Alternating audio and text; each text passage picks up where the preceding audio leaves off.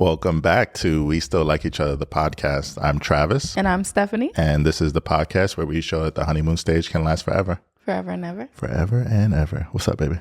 Not much. How's it going? Good. You know, gloomy day. Yeah. I feel like the gloominess, we've been feeling it, like you and I today. Hell yeah. There's something about that weather that is translating to my mood. Yeah, we were like, why does it feel like we were in an energy vacuum? Like we just feel like depleted. Yeah, it could be rough, but we're pushing through. I had a really good time yesterday. Yes. It's always nice seeing people you haven't seen in a while and actually sticking to plans that you make in advance. Yeah, so Travis has this good friend he used to work with, and every once in a while they talk and the conversation ends with, we got to hang out sometime. Yeah, soon. And I said, no. Pick a day. Stop saying soon because then it never happens. Like there's been this meme going around like adult friendships are like, what are you doing 3 months from now? And yeah, like pencil it in. So we penciled in this past Saturday, yesterday, and we went out to like lunch and then we just hung out at their apartment and it was beautiful. The kids were playing, having a good time. And I love that for us in our adulthood friendships, like just making plans in advance and doing our best to stick to them. Yeah. The older I get, the more I realize that you have to be super intentional when it comes to your adult friendships and things aren't just going to happen by accident.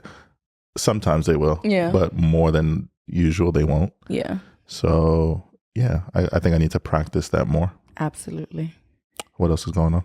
This is episode 69. Oh, y'all know we bring in that sex today.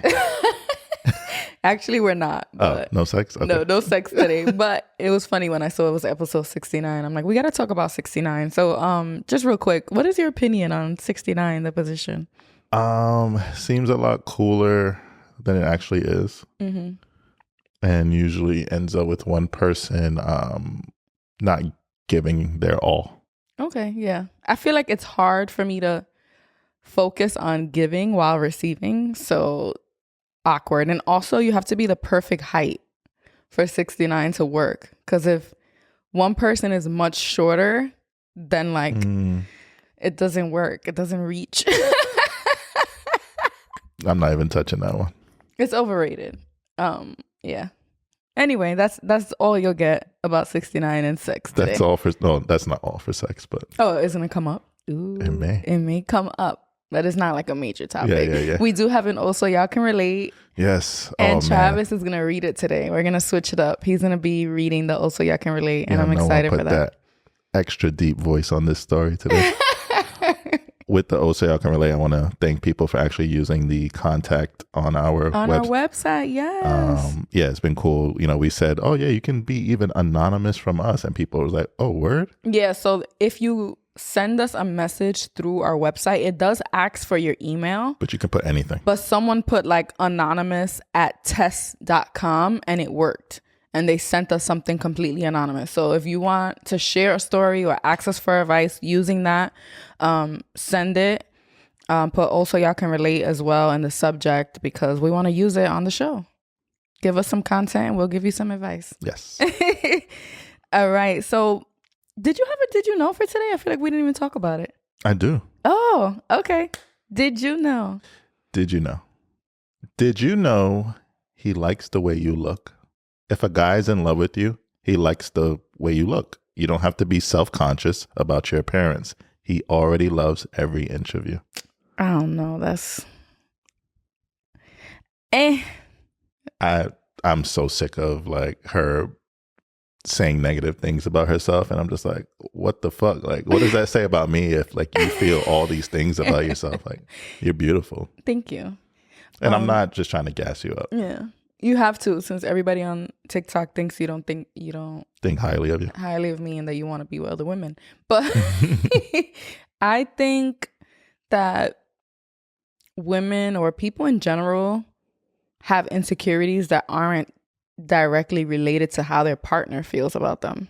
So even if you do think I'm 100% beautiful or whatever, I'm still entitled to deal with how I feel about myself. And it's also still my responsibility, right?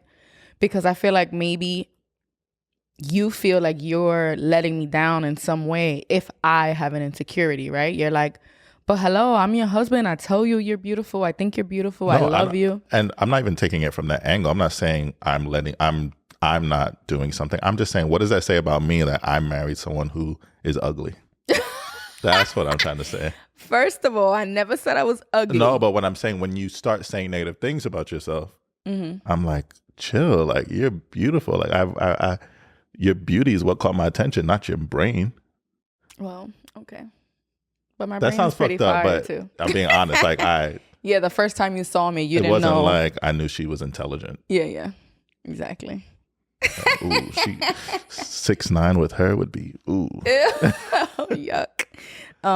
I get it, but back to what I was saying is that it is a personal responsibility, but your partner can play a role in it. But at the end of the day, it's a personal responsibility for you to practice self-love, speak to yourself kindly, and embrace who you are as best you can. Even if you got to fake it till you make it. Like, I know when I post pictures with no filters or no makeup, or even podcasts with no makeup, I'm actively talking to myself. Like the past episode, I loved it. I'm like, oh, my hair looked good. I liked my sweater. The camera quality was like amazing. But I'm like, you could really see this scar that I have by the side of my mouth. Like, it was so exaggerated.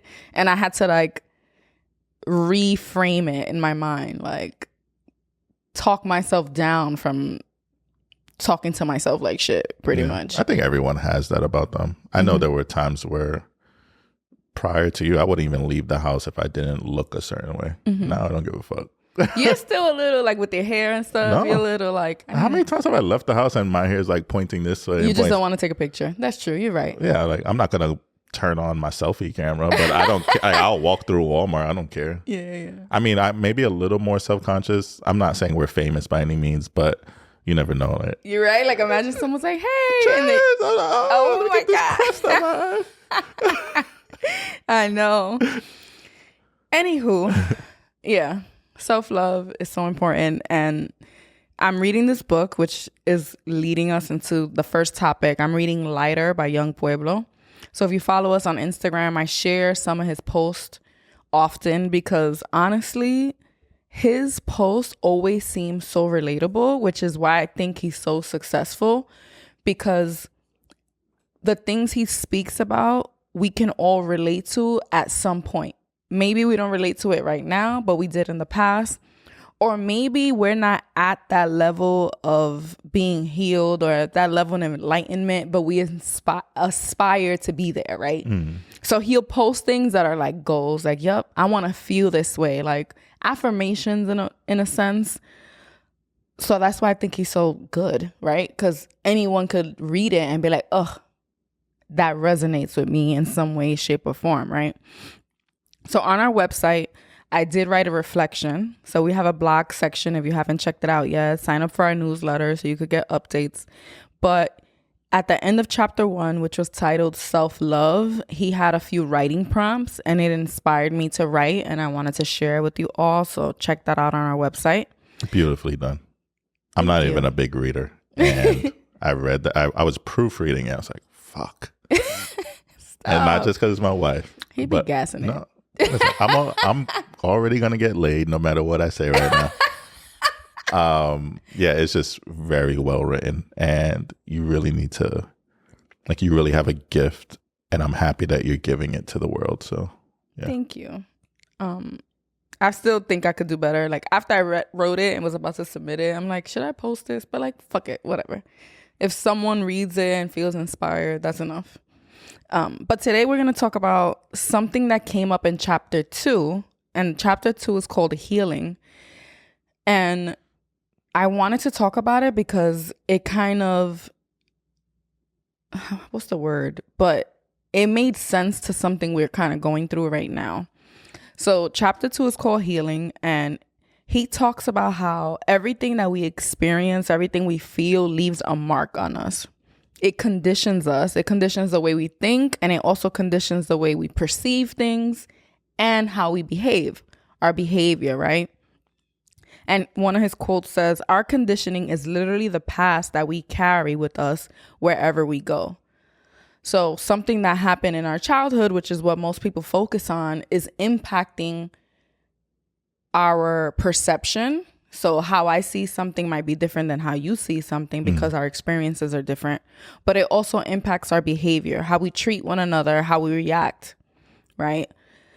But then because of something we're dealing with right now, which I'll be open about it, just like many couples tend to experience this, I felt like we were in a space where we were bickering, and subconsciously, without even realizing it, we were kind of defensive. Like every little situation felt like a little mini battle. Yeah. Down to the meaningless things, right? Like it just felt like it was you and I against each other instead of you and I against a problem. And I'm grateful that we're at a space that we acknowledge those moments and we're like, hold up, let's regroup. Like, why are we on the defense? Why are we bickering back and forth? So it made me think of like this conditioning that we talk about from childhood. Yes, that's major, but we also could condition ourselves day to day in our situations, right? So if I notice we've been fighting a lot over nonsense, but I didn't acknowledge it and I didn't attempt to make a stop to it, it will prolong, right? And now my instant reaction to anything you say, anything you suggest is the defense. Yeah. It's an argument. That's why I think unlocking communication in your relationship is just so, it has to be like a top priority. Because if we didn't have the ability to communicate with one another the way that we do, that could have spiraled into something very nasty. And on top of communication, it's like not putting blame, right? Because I could have easily said, we're fighting a lot because of you. XYZ. Because what you're doing or something you said, and it's also personal accountability, right? Because I could say, well, I'm reacting this way because of what you're doing, instead of taking personal accountability for the things I'm saying. Yeah. Yeah. So we had I won't go too deep into it, but we had a conversation about it last night, and it was very it was a great feeling just seeing how the conversation was turning towards just more of a positive outcome. Like I could just see the direction where the car was heading, and it felt good. Like it just made me feel good that we even started that conversation in the first place, because sometimes you talk to people and it's just like, outside of even romantic relationships, and nothing positive is going to come from this. Yeah. And I'm happy that when we have the conversations, there's like a positive outcome at the end. It's not like, well, agree to disagree, fuck you. Yeah. And I think the reason we're there is because we know that at the end of the day, we want to be together. We want to be together and be happy, not arguing, not bickering, not being that couple that's constantly fighting, right? Because we don't want our kids to see that. We don't want the world to see us in that light. And it's not a happy place. There is no joy in that. So our goal at the end of the day is to create joy, to foster a space where we're happy. So when we notice that things are getting in the way and we're getting naggy or bitchy, like we need to stop it. Okay, so what are we going to do? That's one thing. I can't sit in that. I can't. Me neither. I don't know. It's more so around this relationship, because in previous relationships, I would just be like, well, fuck her, whatever. She'll come around. Yeah. For some reason here, I don't know if it's because like I'm really in it, but I can't sit in that feeling of just negativity and just knowing something is off and pretending like it's not. Or the cycle of it happening so often, even if there's short little like moments, right? Because sometimes you'll have a little argument or a little bicker and you're over it and you're fine. But if I'm having those little moments of annoyance like constantly, multiple times a week, like even that shit's annoying. It's like, no, like, can I have fucking peace for like 3 days in a row without us having an argument? Even if they're meaningless, they still weigh on you, right? And there starts to be this like heaviness on our relationship, and this book is called Lighter, right? So removing that like that like muggy, sluggy feeling of like wanting space from each other, which is what eventually happens when couples are consistently fighting. You end up needing space. And it's like, we hate space. So we need to fix it. Well, you did try to sleep on the couch the other day. Yeah, I did. Because we had like a disagreement right before bed. And I was like falling asleep on the couch. And I was like, I'm going to stay here. And you're like, just leave me. Just leave me. I was like, get your ass. You could be angry on the bed. With your butt poked on me. And then I didn't want to have another argument, so I was just like, fine. And I got but then, right, so when I'm reading this about the childhood and the conditioning, I started thinking about us. And I'm like, what about conditioning now? Like, not just childhood. Not that I'm diminishing how important it is, but let's be realistic about how our actions now can create these habits, right? He talks about leaving a mark. And even our brains, like, we're creatures of habit. So literally our brains have pathways of things that it's used to, and it repeats it, right? We can easily create new habits, right? Day to day. Of course, a few pages later, he has a section that's like, I think it's called Beyond Childhood or something like that. Hold on. More than childhood. And he goes into that, like about how our actions today impact what we're going through, right? So I'm going to read something from the book. A lot of our most dense conditioning is accumulated during childhood, which has a major impact on our personality and patterns, but our conditioning never stops being molded. Every time we react and feel one heavy emotion or another, it leaves an imprint in the subconscious of the mind, which shifts our conditioning. Childhood has a massive impact, but so does any hurt you feel as you move through life. All emotions are not only felt in the moment.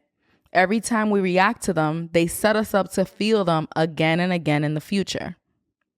Our character is never fully set in stone, as our subconscious is always moving, just like any other aspect of the universe. And it has the capability to let old patterns go or acquire new ones. I mean, it makes sense, right? I mean, although we talk about how important your childhood is in establishing, it's like laying like grassroots, right? Mm-hmm. But you're going to be an adult just as long as you were a child, if that makes sense, right? Longer.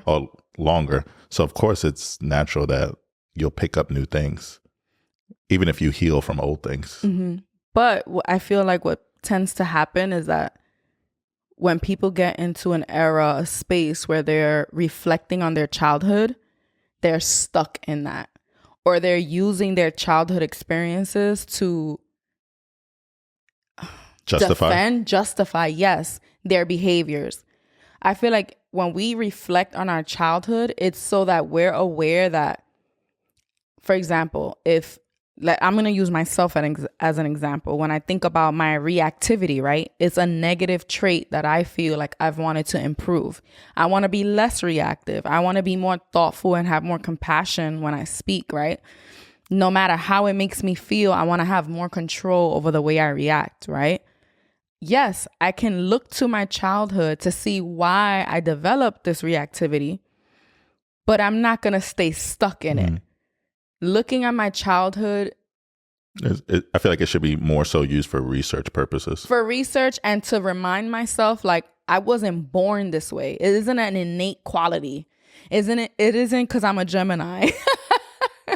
It's that it's something I went through. It created this behavior pattern that was necessary at a time. But just like I built this behavior, I can unlearn it. You get what I'm saying? Yeah, 100%. And it gives you compassion. You give yourself grace, but then you're like, okay, now I can be better. And it also, when the feeling comes up again, you're more aware. Like, oh, this makes sense because when something like this happened in childhood, I needed to react. I don't need to anymore now. Yeah. So you kind of relate that awareness to what's happening, but don't stay stuck in it. Like, you're able to move on. What do you think of, I'm sure there's some people who their personality traits are directly connected to things that happen in their childhood. Mm-hmm. But what if they can't necessarily remember why or what those things are? Is it even worth trying to dig? Because I'm sure there are things about myself that can correlate to my childhood, but it's not that I could remember every single detail. And I've told you a lot of times, some of my childhood is kind of warped in the sense that it's kind of been retold to me so many times that I don't know if it's... So am I remembering the event or am I remembering the stories people are Exactly. saying? I don't think it's necessary to uncover, like, I feel like some traumatic experiences, people forget them, right? And that's a survival tactic. Like, our brains protect us from very severe trauma, right? By forgetting it. So I don't think you necessarily need to remember it. Like, remember it. If not, you can never heal. But I think just the understanding that your body, your mind created this behavior pattern to protect you, but it's okay to let it go. It's okay to leave it in the past is enough. Yeah. Even if you don't fully understand the origin. The origin, exactly what happened. Like, you could put 2 and 2 together without, necessarily knowing all of the details. Gotcha. And I also, when in reflecting on all this conditioning, right, and how our behavior can change, it could also change for the better, right? When people say, watch who you hang around, it reminds me of that. It's because the behaviors you see, the energy you're around is going to impact you and how you behave, how you interact. So when I'm around people, I feel like at this age, I like to be around people who are compassionate and empathetic. Like, I hate being around bullies or people who are just like, who feel better than other people. Like, if you treat restaurant workers poorly or something like that, or someone like a nurse at the hospital and you're giving them attitude for no reason, like, that kind of shit rubs me the wrong way and I don't like it around me. I don't like being around people who compare in a negative sense. I feel like we should compare or aspire to be like other people, and that could be healthy. But if you're doing it in a way to put people down so your situation feels better, it's like, ugh, I don't want to be around that shit. Kind of reminds me of like pocket watchers. It's like, I feel like it's kind of in the same vein. Okay. Explain what pocket watcher is. Like, you see someone, oh, they took like 10 trips this year. Wonder how they doing that, and blah blah blah. I feel like there's some negative envy / hate thing going on there. There is, but it depends, right, on the context. Because if you're pocket watching because there's some other financial situation, like if somebody owes you money and they're taking 10 trips, then it's like, all right, you can mention it.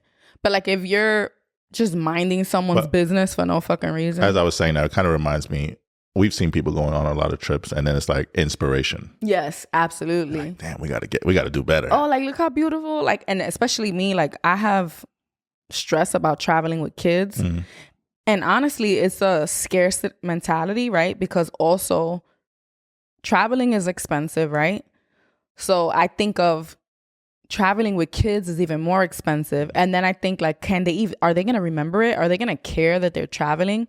And I would equate spending money on a trip for a kid as wasteful. But that's because we don't have a lot, right? It's like we don't have it to waste. It's like a scarce mentality, right? But if you got it, it's not about if your kid will remember it. It's about you remembering that your kid was there.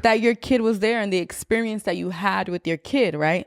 So it's a shift in perspective. And I feel like sometimes if we step back and not project what we're going through on other people, then we're not pocket watching. And we could look at people with, what's the word? Like admiration instead of jealousy. Yeah. You know what I mean? But yeah, I think I'm done with that. Yeah. Are you ready for? Yeah, my first one. I'm so excited. Your first. Also, y'all can relate. All right. So remember, you can go to our website, submit yours. Oh, also, if you made it this far, and you're watching on YouTube, hit that like. Yes. Drop a comment on this video. What else? If you're listening on the podcast platforms, Go leave us a 5-star rating. Absolutely. Anything less, just keep on listening. Hopefully we change your mind. And by the also, end. if you follow us on social media, engage with our stuff. You know, the algorithm is strange. So if you feel like you haven't seen our stuff pop up on Instagram, go to our page and spam us with likes and comments. DM us. Yes. I think that add to favorites feature is still pretty handy on Instagram. Mm-hmm. I noticed that anytime I add someone to my favorites, I always see their stuff immediately. So add us to your favorites. Yes. And we also still have merch available. Yes. All on WeStillLikeEachOther.com. All right. Damn, I didn't give it a title. Oh, so y'all can relate. That's all right. We could title it after. Okay. I've been wanting to reach out to you guys about my relationship for quite some time now, but I think now is the time because my relationship has ended. It's hard for me to share this because I am still processing. My son's father and I had been together almost 4 years and it wasn't perfect. I thought to myself, that's okay. There's no one's perfect. Even Travis has some things he can improve on with Stephanie. And honestly, some of those things were what I craved in my relationship. Not the fact that Stephanie wanted more date nights or wanting Travis to be able to cook more for the kids, but the fact that he is open to put that work in and make changes for the woman he loves. Hold the fuck up. What? Y'all ain't not about to be using me as an example. That's obviously the point of this podcast. I know. It's so weird. Right? I read this email like, my name. The other day I was talking to someone through DM and we were talking about like dating and like how men ain't shit, right? And I was like, you know what? Travis wasn't shit either when we first got together. She's like, you know what? You're right. Yeah, just go listen to episode 1. All right. So we got together and everything was perfect. I had finally healed from my previous marriage and was honestly living my best life. I was 30, flirty, and thriving. I had my friends. I had my career. I had even been celibate as a promise that I wouldn't give it up to these fuckboys anymore. And then I received a DM from someone from my past and I stopped in my tracks. I couldn't wait to let him know I was divorced and single. He was separated from his wife and claimed to be getting a divorce and seemed like he was doing well for himself. We started dating and we were inseparable. My daughter loved him and I thought this was the happy ending for me. I was ignoring red flags like him being jealous and accusing me of talking to other men. We can't ignore the red flags. But, you know, hindsight is, was it 2020? Yeah, but still, it's true. Hindsight is 2020. Like, you're like, I wish I could go back. But when you feel something in your gut that you're identifying as a red flag. But that's only because she's reflecting on the relationship or the marriage or whatever it was. But she's saying I was ignoring red flags. So it's like she felt them. Yeah. Like jealousy and accusing her of talking to other people is a red flag. But also, I could imagine in the moment she's so obviously giddy over this guy, right? Yeah. Sometimes we equate jealousy to like, oh, he really likes me. And that's a shift in our perspective that we need to have as a society overall. Jealousy. I feel like some people, even like if their partner isn't jealous, it's a problem. Like even when we were watching Bachelors in Paradise and Rodney was dating Eliza, someone else asked Eliza out on a date and he said, I don't want you to go, but you can. She was upset because she wanted him to say, no, don't go. Like control I'm putting her. my foot down. What? Like, what world is this? That we want our partner to be toxic? In 2022. Yeah. No, absolutely not. So, yeah. Go ahead. Keep going. I tried to hold him accountable when he said he wanted to start his business and make positive changes in his life. But every time I would hold him accountable, an argument would start because I was telling him what to do. Oh, God. This is like typical, like, women being mothers to their partner, even though they don't want to be. I don't view it as motherly. I just think you're with someone, you choose someone to hopefully spend the rest of your life with. Like the partnership. Hold me accountable. It's like why you have checks and balances in companies and so forth. Yeah, but he sees it as she's telling me what to do. Like in his head, he's like, you're trying to like be like this authority figure over me. He's not seeing her as a partner who's holding him accountable. He's seeing her as like this woman who's nagging me like a mother. And what I'm saying is I see it from his point of view, but I also see it from hers. No, I mean, I don't see it from his point of view, but I see it from hers. It's like, you're my partner. I'm going to give some advice on things. If I see you going down the wrong road, I'm not just going to keep till you hit the dead end. We eventually need to have an episode where we talk about how to hold each other accountable in a way that doesn't feel like motherly, fatherly, and that's not triggering. Because I feel like we're kind of dealing with that, where we're trying to figure out how to hold each other accountable without hand holding each other. Accountability and self-responsibility at the same time, like finding that balance. Yeah. But all right, let me stop going off track. Another red flag. Another red flag. Suddenly, the friends I had and the life I was living faded, and it was just him and my daughter until I got pregnant. Pregnancy was great, but the accusations never stopped. I realized I no longer was fixing myself up or talking to my friends like I used to. I was always explaining myself to him anytime my phone rang or if he heard a man's voice if he called me at work. My eyes was like, what? Because it'd be different if he heard a man's voice in her house, but she's at work. What the hell? You can't work with men. Listen, you know what kills me? Not to sound toxic. It might sound toxic, but it's like, it be the men who are like that who can't afford to like keep their woman at home anyway. That's a good point. Like, if you that jealous, you got money. I'll quit this job right the fuck now. But all right, no, that's toxic. That's not as the fuck. answer. That's not the answer. No, I'm just saying. The dream to open his business went away, and now he started learning more about markets and how to trade, and he was driving Uber. Oh, red flag. The traders. I'm sorry.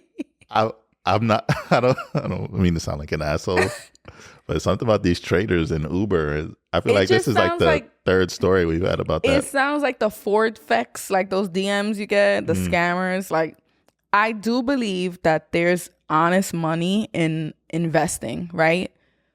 But people think it's like a fast money. Like, they're gonna be trading like the way Radio Shack had that thing that like people make mad money in the one day. AMC and like that's not realistic. I have a friend I was just speaking to. He's helping me with my computer. He's a trader. Okay.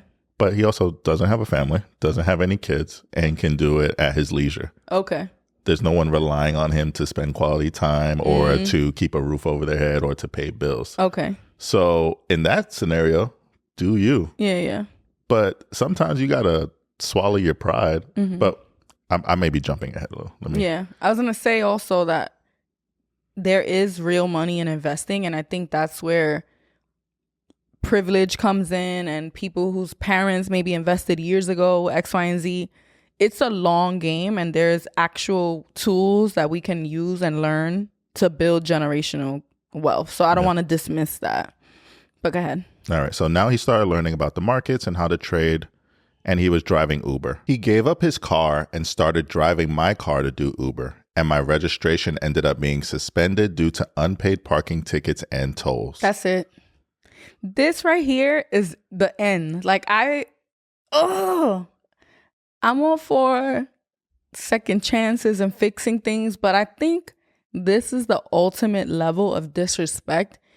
And this is not the first time I've heard about a situation like this. Like, I've heard multiple times men using women's cars, not paying tickets, not putting gas, leaving them stranded, like doing wild shit with women's cars. Like, why is this a thing?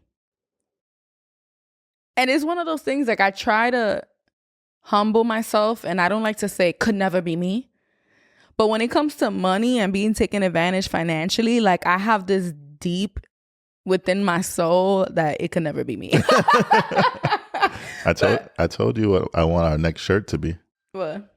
A picture of your face saying, "What would Stephanie do?" Oh, I could never. Nah, let me stop.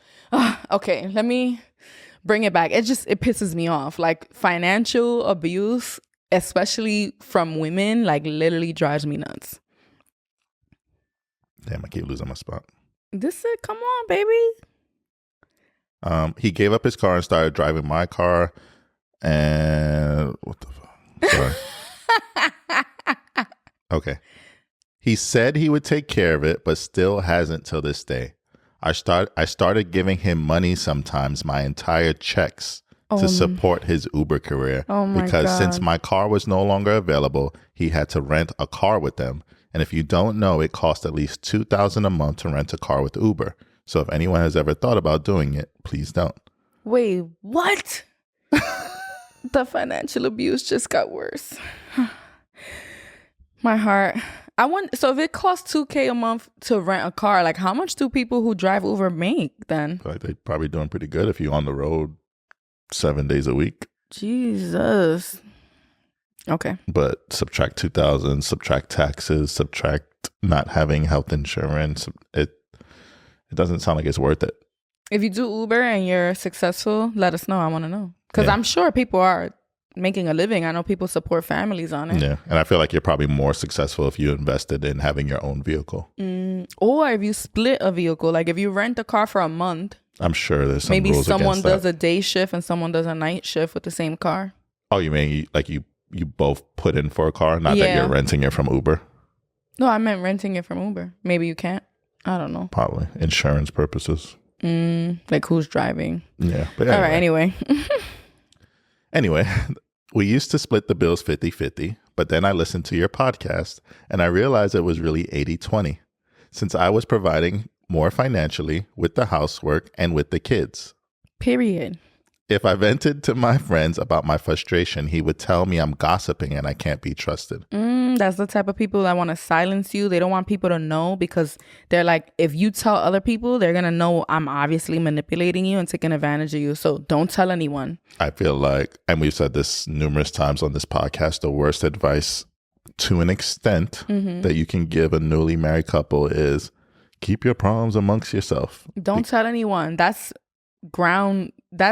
a feeding ground for abuse and manipulation. Like not being able to tell people what's going on.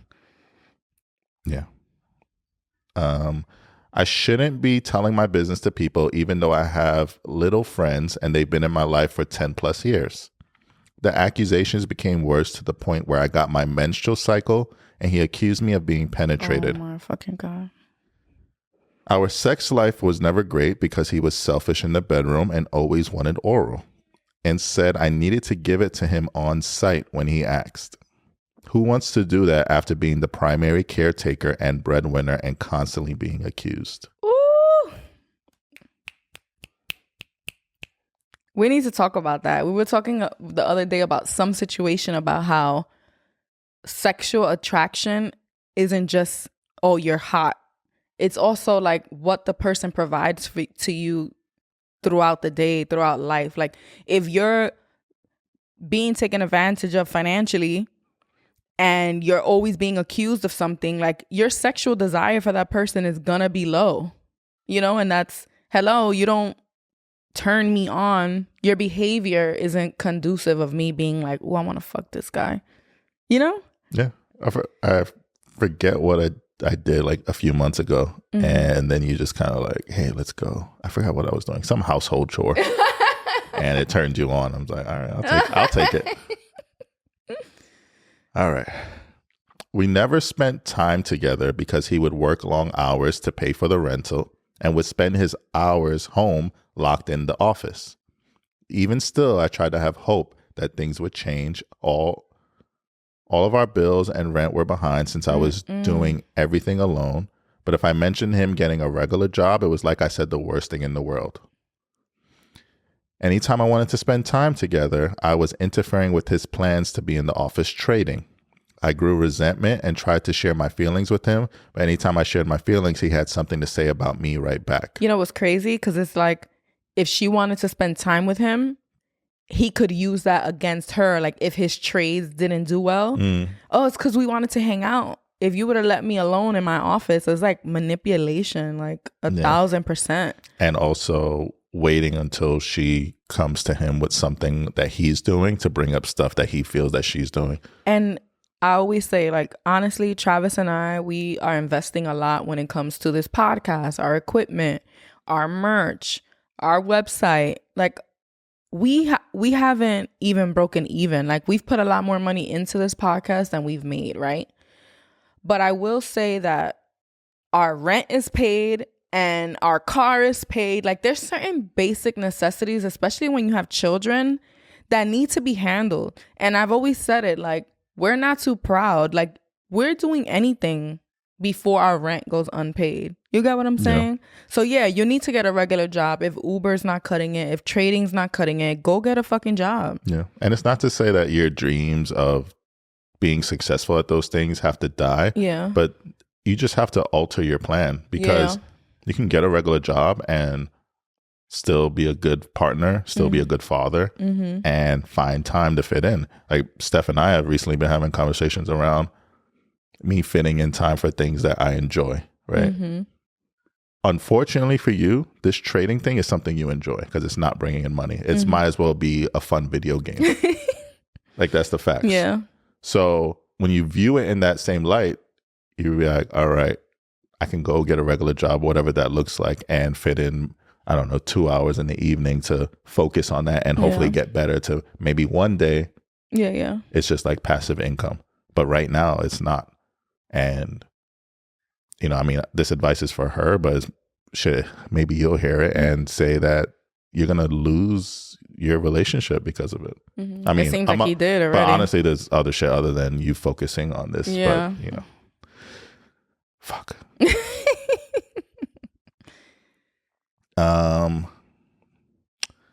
I grew resentment. He would keep me. Okay, this part is crazy. He would there. Yeah, he would keep me on the phone for hours, even if we weren't speaking.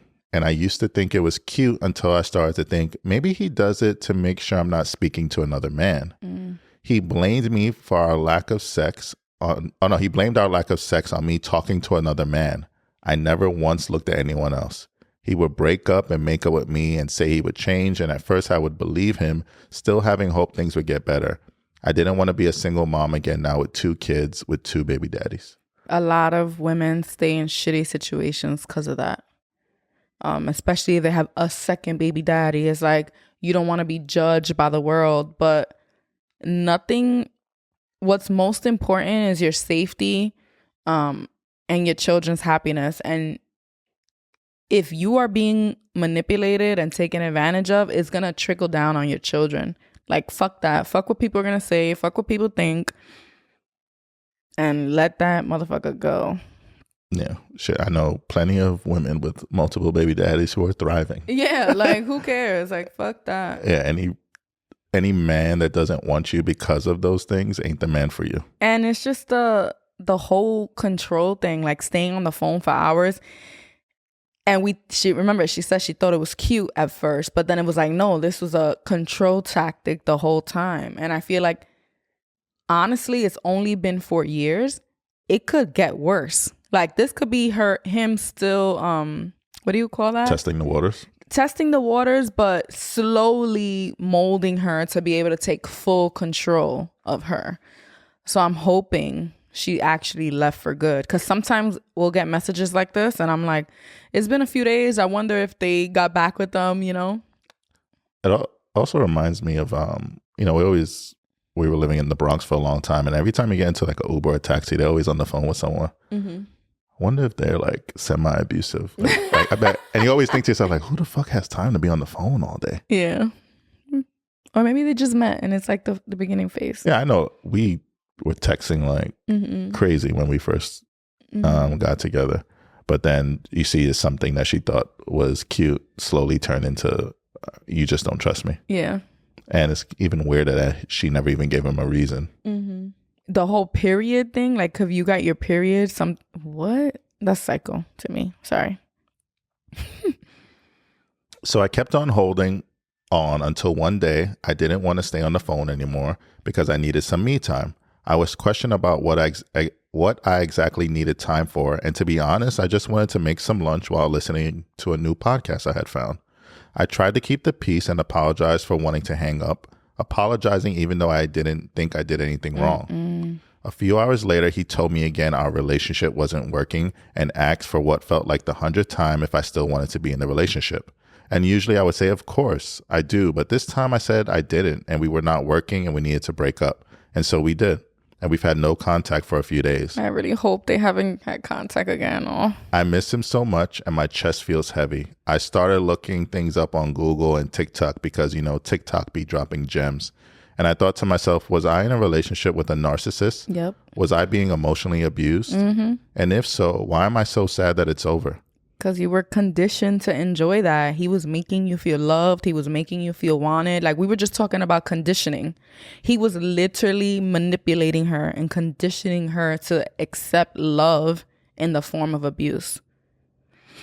So I guess that's my question for you guys, because I'm struggling with reality. I'm struggling to realize the man I loved for so long was manipulating, isolating, and gaslighting me.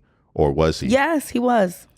I keep asking myself, am I giving Zenab vibes from Love is Blind when she exaggerated the cutie scene? You can't exaggerate the fact that he let your registration go up because he didn't pay tickets. You can't exaggerate you having to give him your whole check for him to drive Uber. Like, what? For that point, be a stay-at-home dad and let me just pay the bills. Am I exaggerating? No. Was I emotionally abused and manipulated? Yes, you were. Where do I go from here? I'm just hoping. So there's something that I want to talk about. People think that leaving a toxic relationship is like a no-brainer and that it's gonna feel good when you finally leave. No, that shit's gonna hurt. Yeah. Because you've become accustomed to the toxicity. It becomes your new norm. Yeah. Those pathways in your brain that develop, it's craving that repetition. It's even gonna crave the negativity. Like even the fact that she would spend her days just on the phone, just listening to silence. It was company. That was just so a part of her norm that it's just like when it's not happening, you kind of miss lonely. it. It's Stockholm syndrome. Mm-hmm. Ooh, yep. He was kidnapping her. Absolutely. Getting out of bad situations does not feel good. In the long term, it will. And one day you'll be able to look back and say, thank God I had the strength to deal with the pain of leaving. I personally think she's very strong. Even the fact that she took the time to write this email. Yeah. Because she's very self-aware. And, you know, sometimes people are self-aware, but you hope that they follow through. Mm-hmm. But the fact that she was listing these things out and she's aware of all these moments that were negative. Like, I don't think there's anything that she wrote is like, oh, but he did this because X, Y, and Z. Like, she's like, no, it was fucked up. Yeah. So I'm hoping because of this email that you're seeing that this isn't the person for you. Like, I just don't. I don't want to say, I hate saying never, but it doesn't sound like he's willing to do any type of work that would help him heal to be a better partner for you. No, he wants to manipulate her to the point that she's the woman he wants. Someone he can control, someone who does what he asks, someone who doesn't question his motives and allows him to venture into his business goals unchecked. No. I don't want that for her. She doesn't deserve that. She shouldn't be that person for anyone. And it's so unfortunate because even in the beginning of the story, she talks about being divorced and healing from that. Like she took the time, like she was aware that she couldn't just jump into something new. And the minute she felt ready, here comes fuckboy number 2. I mean, you know, I don't know how her first marriage ended, but the fact that she had to deal with this sucks. And the fact that she's already thinking like, oh, I don't want to have 2 baby daddies. He probably knows that. He's probably using that to make her feel like she's not worthy. Like, who's going to love you now? Like, if you're not with me, you're not going to be with anyone because you're at this point like used goods. No. Like, my mom had 3 baby daddies and now her boyfriend's like 13 years younger than her. So... Yeah, real men don't get. I mean, listen. Granted, for some men, even if you have 1 child, it's a hard pill to swallow. But look at me. I was Mr. I don't want kids to I'm definitely not dating no one with kids. Oh, I'm not dating a girl from the Bronx. And it's like, all right, XXX and period. So I had that. I just feel like any man that's for you. Yeah, it's not going to matter that you have 2 baby dads. It's just going to be like, oh, you have 2 children. That's unfortunate that those relationships didn't work out. Let me show you how a real man's supposed to treat you. Yeah. And that's the man for you. And I'm sure he's out there. But we're jumping ahead. The answer isn't like thinking like another relationship's going to fix the problems because I think But it's also like not thinking that your value is diminished because of having 2 kids. Yeah. But there is some self-accountability that needs to happen here. Because in what sense? Although she was manipulated, you have to say like what, like I how do I say this? She ignored the red flags. Yeah. So you're saying like, yeah, he took advantage of you, but it's like you allowed him to, in a sense. And I think that's important to our healing, right? How can I hold myself accountable? How can I prevent it from happening again? Not taking away the responsibility from him, but also I think it comes down to self-love and understanding our worth and not allowing people to take advantage of us. It's hard. It's easier said than done. But I think there's empowerment in that too, because if you say, you know what, I'm going to have some accountability for this, then I'm not going to let it happen again. Even if I come across another narcissist, another manipulator, another abuser, I ain't the one this time. So I see that. It's difficult to say because it sounds like you're removing responsibility from the abuser. Yeah, that's why I caught myself. But I understand what you're trying to say, though. And part of that was like, we can't ignore red flags. Yeah. And it's going to be tough, especially you have a child, especially that, there's going to be some sort of communication for a long time to come. Yeah. But I think the co-parenting, the ultimate goal should just to be co-parents. And I think in the beginning, you have to keep it very surface. And it's like, all right, you're picking up your child when, or I don't know if there's... And there's also another part of leaving toxic relationships when you have children. You have a lot more to lose, right? Because the habits that... the habits that you don't like from your partner, your child could pick up on them. And if it's a quality you don't want your kids to have, then you need to not have it in your house. Yeah. For sure. I feel for you.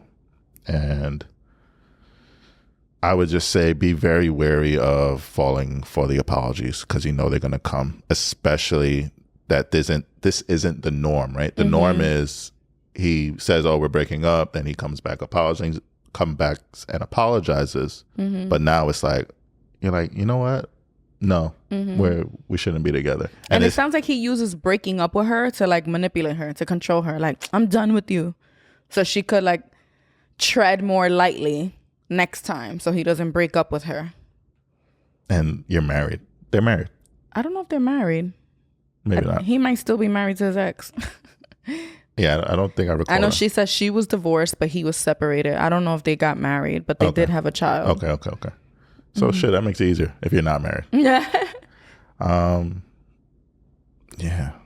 I don't know. And it's like, I just feel like I want to talk to men sometimes. Like, I wish he was the one. Like, it's like, what the fuck are you thinking?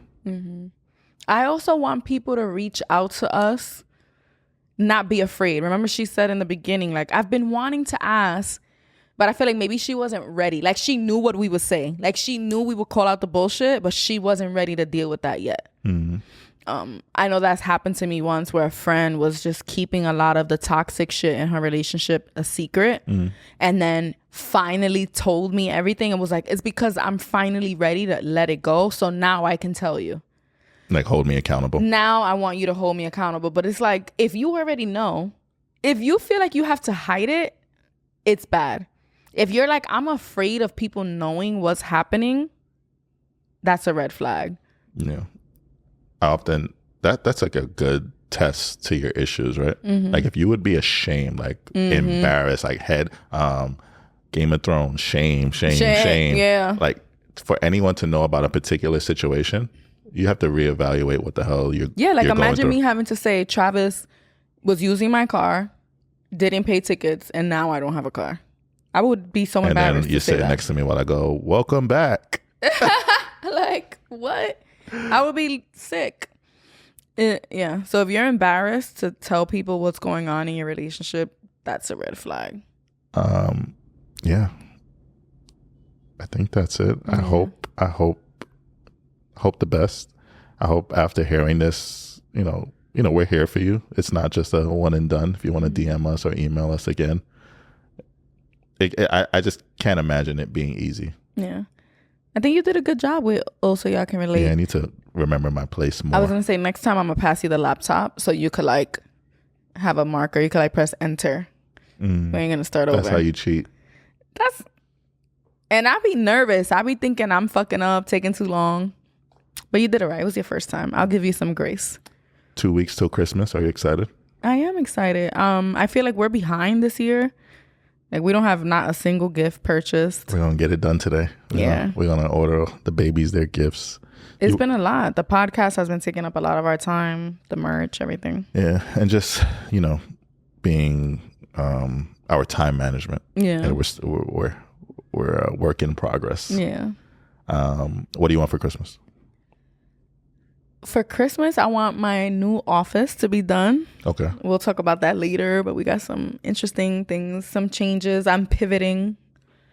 I'm a stay-at-home mom now, but I also have a tutoring business. But I'm coming to terms with it being done and having to pivot just because it doesn't really go well with what we have going on with the podcast. Reflect well or no, this is the thing. I believe that we should live in a world where educators could be seen as full, complete humans, right? Like you could be a teacher and also be a mother, and you can also be a pole dancer, and you can also be a podcaster. You could talk about sex. Like we're all human beings, and I feel like we strip certain people of their humanity, right? They live in a fishbowl. So now if you become a teacher, I see you as this pure virgin vessel. Like you can't have sex, you can't do anything. That's why it always makes headlines whenever teachers are caught up in any type of scandal. I remember like there were these 2 female teachers who were like having an affair, and it was literally in the news. I remember when I was in elementary school, there was this teacher that she was on Ricky Lake. As all people were talking about, like, oh my God, he's on Ricky Lake. And it's like, so fucking what? She still got a degree just like the rest of y'all motherfuckers. Like, whatever. Anyway. For the TikTokers, Ricky Lake is a... oh my God, I feel mad old. But anyway, it was like some like, it's like Wendy Williams type show, right? Yeah. Anyway, but I feel like with what I'm doing with the podcast and just being on the internet and being public and talking about sex and cursing and stuff, I feel a little bit uncomfortable, like running my tutoring business at the same time, like working with children. I just don't want it to one day some hater try to like, I don't know, like blackmail me or try to like ruin my reputation or some shit. So I feel like I'm at a point where I'm ready to like let it go. And I'm still going to be an educator, but to a different capacity, but more on that to come. And so, yeah, that's what I want for Christmas, for that pivot to be complete, for all those transitions that I need to make to happen. What do you want for Christmas? I was about to say, yeah, I noticed you in it. I'm good. Yeah, I'm good. You was ready to say I didn't ask you, but I did. No. Yeah, I'm good. I don't need anything. Don't want anything. Nothing at all? Maybe some 6ix9ine? No. No? Shit's whack. Okay. Yeah, I'm good. I really can't think of anything I want. Okay. I'm trying to think if there's something. You want ice skates? In a size 13? Yeah, it was fun. Maybe. Or maybe let's see if the ice skating rink around here carries size 13. Did we tell that story?